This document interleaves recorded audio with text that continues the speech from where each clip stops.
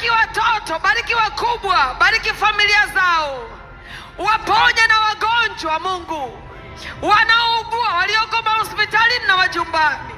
Naomba malaika wako wapite huko, damu ya Yesu ipite huko, ukawaponye Mungu. Naomba huruma zako Bwana. Watu wametuma sadaka zao Bwana, naomba ukazipokee na kuzitakabali. Ukawabariki watu wote Mungu, waguse kila mmoja mmoja. Wengine ni watumishi wako Baba, wakumbuke watumishi wako walioko katika hali ngumu Mungu, ukawavushe na wao kwa utukufu wako.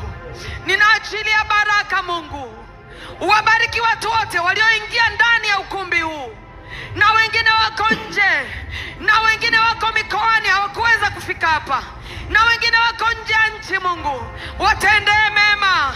Naomba mbingu ziwatendee mema, naomba wakumbuke, naomba watendee mema.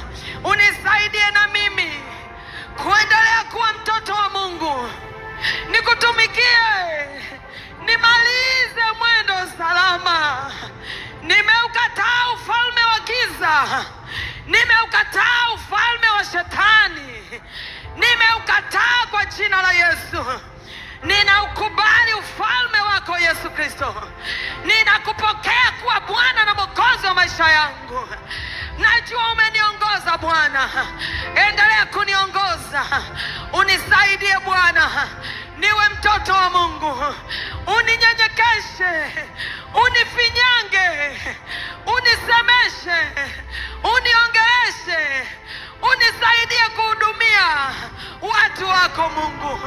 Wabariki watu wako, wabariki watu wako, katika jina la Mungu Baba na la Mwana na Roho Mtakatifu. Amen.